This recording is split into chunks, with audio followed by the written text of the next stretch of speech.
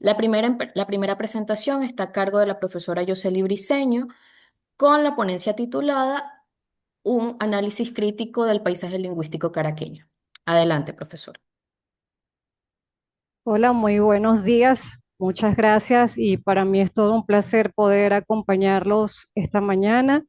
Gracias y bienvenidos a todos quienes están allí conectados acompañándonos. Voy a comenzar a compartir, bueno, ahora sí, un análisis crítico del paisaje lingüístico caraqueño. Por favor, Yanira, la siguiente. Veamos entonces qué cuentan las paredes de Caracas. Porque una cosa es cuando, no, todavía no.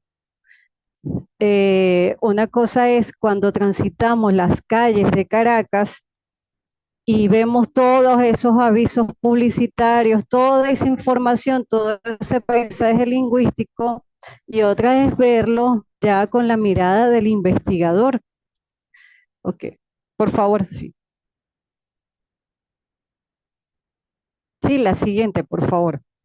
Entonces, esta ruta de esta ponencia tiene 5 paradas, que son la primera, el problema de investigación; segunda, el marco teórico; una tercera parada de una metodología y un corpus; la cuatro, que vamos a hacer referencia a los principales hallazgos; y una quinta parada que hace referencia a las conclusiones. Veamos entonces. El problema: ¿por qué Caracas? ¿Por qué ahora? ¿O por qué desde el discurso? Uno de los vacíos, de los problemas que existen dentro de los estudios del paisaje lingüístico desde el punto de vista del discurso, es que en primer lugar tenemos un país, una Venezuela, que atraviesa la mayor polarización sociopolítica de su historia contemporánea. Y los estudios del paisaje lingüístico en Venezuela se centran casi exclusivamente en las lenguas indígenas y variación dialectal. Y otros estudios han apuntado al estudio del discurso político o de sus campañas presidenciales. Pero estudios del paisaje lingüístico propiamente desde perspectivas discursivas y críticas, aún no tenemos evidencia empírica en ese sentido. Entonces, el espacio público caraqueño es un archivo vivo de tensión social y nadie lo había leído o nadie lo había analizado sistemáticamente o empíricamente desde este punto de vista. Entonces, algunas preguntas orientadoras que me permitieron abordar este mini estudio, porque el cuerpo es mucho más amplio y para esta primera investigación solo tomé una muestra muy pequeña. ¿Qué géneros discursivos conforman el paisaje lingüístico de las urbanizaciones de Caracas? De dos urbanizaciones. ¿Qué ideologías se reproducen en esos géneros? ¿Qué tipos de conocimiento movilizan los discursos del paisaje caraqueño? ¿Y cómo opera la metafunción interpersonal para articular relaciones de poder? Yanira, por favor. Sí, la siguiente, Yanira, por favor. Gracias. Entonces, tenemos un marco, no, porfa, el marco teórico triangulado. La anterior, por favor. Gracias. Tenemos un marco teórico triangulado donde tenemos que abordar este paisaje lingüístico, este discurso multimodal desde 3 perspectivas que se retroalimentan de manera productiva. Por un lado tenemos los estudios del paisaje lingüístico tomando como referente Laundrie y Borges y Blomer, que es uno de los teóricos del paisaje lingüístico más crítico, y ello para estudiar las funciones informacional y simbólica del espacio urbano. Por otro lado, tenemos la vertiente del análisis crítico del discurso, pero en este caso, el enfoque sociocognitivo de Bandit para estudiar las ideologías y los tipos de conocimiento, así como las relaciones de poder que están presentes dentro de esos discursos. Y por otro lado, la semiótica social, por supuesto, Chris y Van Lubin, para estudiar la metafunción interpersonal, la gramática visual. ¿Por qué? Porque estudiar estos discursos desde un punto de vista teórico aislado no es suficiente. Si tenemos un paisaje multimodal que integra texto, imagen, color, tipografía y una disposición espacial, la demanda metodológica que aquí predomina es hacer una aproximación holística de estos tres marcos teóricos principalmente. Sí, Yanira, por favor, la siguiente. La siguiente, porfa. Gracias. Entonces, en esta parada que vamos a hacer, les presento o recogí para el estudio 34 muestras fotográficas, que por cierto, estas muestras fotográficas fueron tomadas por estudiantes de la Escuela de Antropología, quienes sirvieron de asistente de investigación para el proyecto y para este subproyecto que yo hoy estoy presentando. Estas 34 muestras fotográficas representaron, en su haber, tenían o contenían 50 géneros discursivos. Las dos urbanizaciones analizadas fueron Colinas de Bellomonte y La Urbina. Colinas de Bellomonte es una urbanización de la capital que se caracteriza por ser de clase media alta y La Urbina por ser de clase media. Una está dentro del municipio Baruta y la otra urbanización la tenemos en el municipio Sucre, es decir, al este de Caracas. En estos 50 géneros discursivos de estas 34 muestras fotográficas se identificaron 16 tipos de ideología y 7 categorías de conocimiento, siendo predominantemente dentro de Colinas de Bellomonte el género discursivo, el graffiti con un 60.7%, mientras que en La Urbina el género predominante o dominante eran los avisos publicitarios o de servicio con un 36.3%. Entonces, ya digamos, estos hallazgos nos van indicando que tenemos un paisaje lingüístico, por un lado, que es un espacio de resistencia y contestación política, y por el otro tenemos un paisaje más regulado y que nos hace referencia a una economía informal muy visible. Ok, por favor, Yanira, la siguiente. Sí, por favor, gracias. Ahí. Léxico ideológico identificado. Se pudieron identificar 5 grandes categorías. No, todavía no, por favor, la anterior. De estas 5 grandes ideologías de léxico, de estas 5 grandes categorías, tenemos un léxico de oposición política y de resistencia en estos como asesino, dictador, represor, genocida, no más, fuera, basta, resistencia, lucha, libertad, pueblo, democracia. Por otro lado, tenemos un léxico oficialista y de legitimación del poder en Juntos, Unidos, un colectivo, todos, revolución, socialismo, patria, Chávez, Maduro, etcétera, el 1 por 10. El buen gobierno, logros, avances. Por el otro tenemos un léxico que nos induce a un consumismo y capitalismo como especial, calidad, premium, mejor, hecho en Venezuela, venezolano, natural, puro.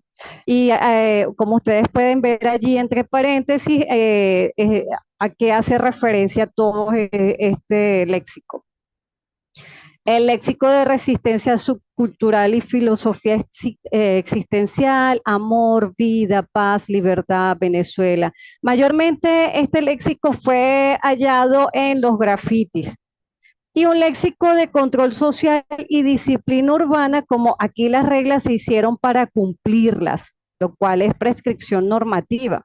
No te pares, peligro, alto voltaje, precaución, advertencias y prohibiciones. Ojo, atención, aviso, marcadores de llamado a la vigilancia. Ahora sí, por favor, Yanira, la siguiente. Sí, la siguiente, por favor. Ya le di. ¿No la ves? Ok, gracias. Eh, sí, ya, gracias. Entonces, de todo ese aparataje teórico y metodológico para estas 34 fotografías y 50 géneros discursivos hallados, tenemos entonces que lo primero que encontramos es una polarización ideológica, un campo semiótico caraqueño como arena de disputa. Por un lado tenemos eh, Colinas de Bellomonte, un graffiti que hace alusión a Maduro, asesino y dictador, y por el otro, por el lado de la Urbina, tenemos puntos, todo es posible. Entonces, estrategia discursiva, por un lado, personalización del conflicto, ideología negativa del exogrupo, atribución de violencia ilegitimidad a un individuo concreto. Por el otro lado, tenemos entonces en Junto Todo es Posible, qué maravilla, estrategia discursiva, construcción del endogrupo unificado. Juntos, adjetivo como adverbio que hace una cohesión colectiva versus a la fragmentación del campo opositor. Ideología positiva de nosotros, obviamente. Y allí ustedes pueden ver las imágenes, aunque no están muy grandes, pero bueno, allí está. Yanira, por favor, la siguiente. Sí, por favor, la siguiente. Ok. El graffiti como el género de los que no tienen otro recurso, de los que no tienen acceso a otro tipo de poder de la palabra. Entonces, ¿qué nos dice esta asimetría? Por un lado, tenemos un 60,7% de grafiti en Colinas de Bellomonte y 13,6% grafitis en la Urbina. Ya estos valores, esta asimetría nos está indicando algo de estas dos urbanizaciones de la ciudad de Caracas. ¿Qué nos dice? Por un lado, el capital económico y el reconocimiento institucional son condiciones necesarias para ciertos géneros del paisaje lingüístico, como las vallas y la publicidad. Por otro, el graffiti prescinde de esas condiciones y se convierte en el género de los que no tienen otro recurso discursivo o acceso al poder de la palabra, como lo mencioné. Esta simetría estructural en el acceso al espacio de circulación de discurso y además vemos que hay todo un conflicto semiótico y ya lo vamos a ver más creo que en la siguiente lámina, que este conflicto semiótico, este concepto lo propone el autor Blomer, cuando vemos discursos contradictorios dentro de un mismo espacio público. Entonces, aquí uno tendría que preguntarse, ¿creen que el espacio donde aparece un graffiti importa para su interpretación? Habría que preguntárselo. Por lo menos para nosotros, los investigadores, por supuesto que sí. Yanira, por favor, la siguiente. Sí, gracias. Entonces aquí tenemos el conflicto semiótico. Un mismo muro, tres discursos contradictorios, una misma avenida, a la avenida principal de Bellomonte. Entonces tenemos por un lado religiosidad popular, ayudemos para que José Gregorio sea santo. Conocimiento cultural compartido sobre la identidad espiritual venezolana. José Gregorio como símbolo de resistencia y esperanza. Entonces aquí tenemos una ideología de la religiosidad popular que nos identifica. Una resistencia antineoliberal, fíjense que todo está dentro de la misma fotografía, privatiza todo. Los apellidos quieren privatizar la salud, discurso de oposición política radical, además, pero hay una personalización del conflicto, un conocimiento grupal de sectores contestatarios. Entonces aquí claramente podemos ver una ideología antineoliberal. Me hizo recordar a alguien la palabra. Y el capitalismo transnacional, la publicidad de L'Oréal. ¿Quién no conoce L'Oréal de París? Entonces tenemos un conocimiento cultural de consumo globalizado que ocupa la superficie más visible y mejor posicionada. Bueno, me disculpan que tuve que hacer un truco allí con la foto y no pude ampliarla por los temas de espacio y de tiempo, pero allí pueden verlo claramente. Entonces, el espacio urbano no es administrado por una sola lógica discursiva, sino que se constituye como una arena que está en constante disputa y conflicto semiótico.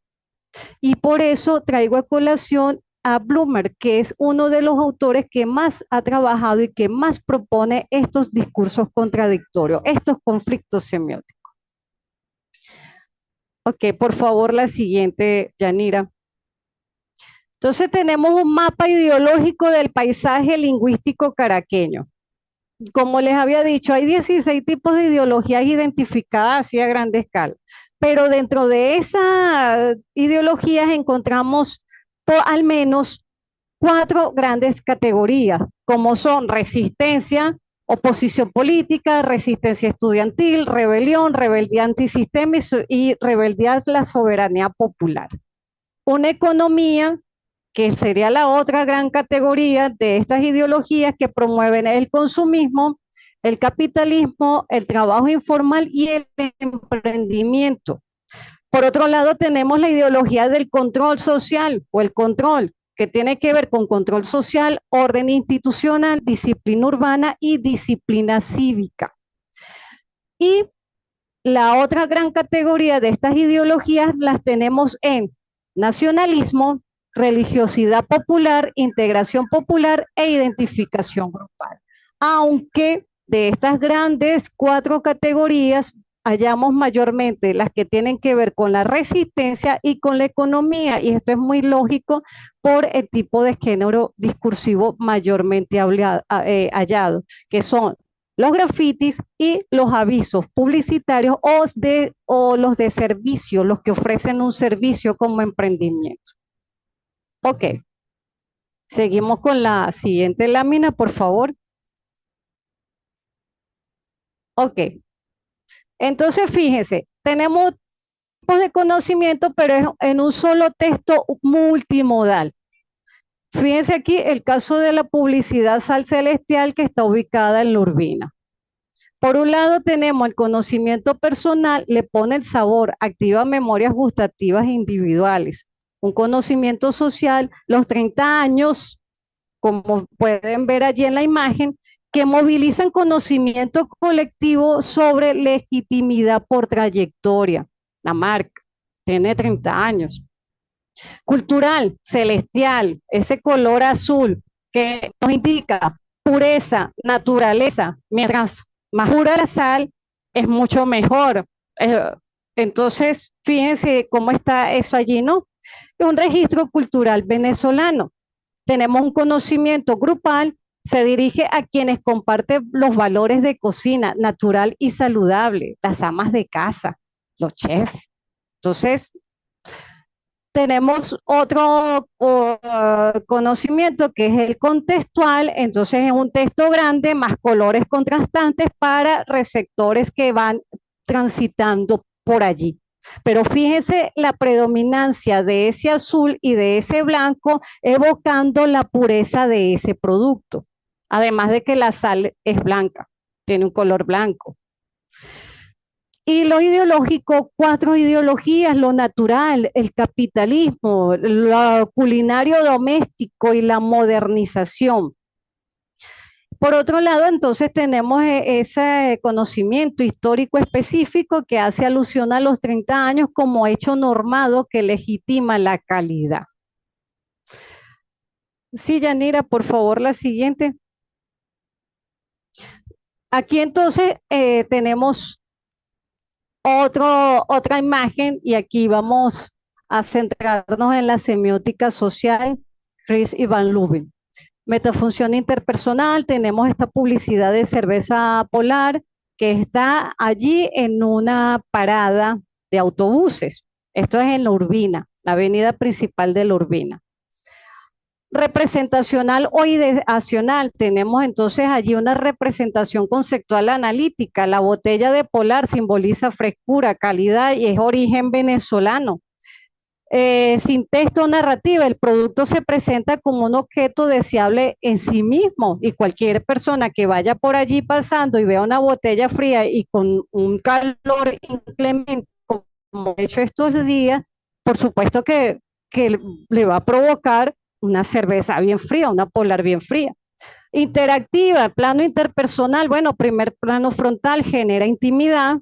Fíjense que el tamaño además es bastante grande de la botella. Hay un involucramiento y realismo, porque allí en la imagen, no sé si ustedes lo puedan ver, pero hay como unas gotas de condensación evocando a que ese producto, esa cerveza está muy fría. Alta modalidad invita a desear, a sentir el producto, sobre todo a desearlo. Y composicional textual, bueno, tenemos que una composición totalmente centrada y altamente saliente, la botella. La botella domina visualmente, por supuesto, es estructural, ideal y real, es un origen que va de arriba, hay una máxima cohesión entre anuncio, digamos, entre el anuncio publicitario y la parada misma.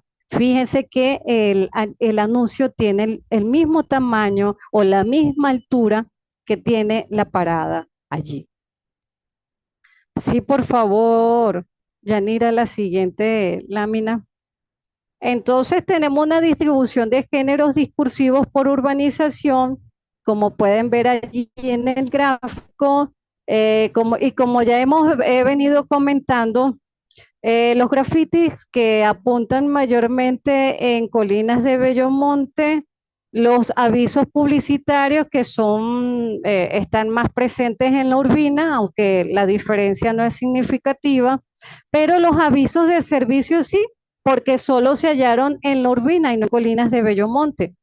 Avisos institucionales se encontraron más en Urbina y no en Bellomonte, y la propaganda política, pero no oficialista, la encontramos mayormente en colinas de Bellomonte. Por favor, Yanira, la siguiente. Entonces, esta construcción, sí, por favor, gracias. Esta construcción social del conocimiento en el paisaje lingüístico, los textos del espacio urbano son artefactos epistémicos complejos, incluso hasta los más triviales. Como se dijo anteriormente, tenemos mayormente un conocimiento cultural, un conocimiento grupal y un conocimiento social, y esto es muy válido por todos, digamos, por los tipos de géneros que se trabajaron. Sí, Yanira, podemos pasar a la siguiente. El paisaje lingüístico como espejo de la economía venezolana. Sí, efectivamente. Tenemos o avisos que ofrecen servicio técnico, tu computadora a domicilio, una economía de reutilización, se compran colchones usados y tenemos el ofrecimiento del trabajo informal urbano, plomería a domicilio y se buscan emprendimiento descentralizado, son aquellos avisos que hacían alusión a la búsqueda de las computadoras en casa. Entonces, estos mensajes estos mensajes no son meramente informativos, puesto que normalizan y legitiman la economía informal como práctica social aceptada y valorada. Entre las conclusiones tenemos, en primer lugar, un paisaje lingüístico caraqueño año 2025 es un archivo semiótico de la polarización. La coexistencia de discursos contradictorios refleja una disputa activa por el sentido del espacio público. El perfil socioeconómico incide significativamente en la composición ideológica de este paisaje lingüístico.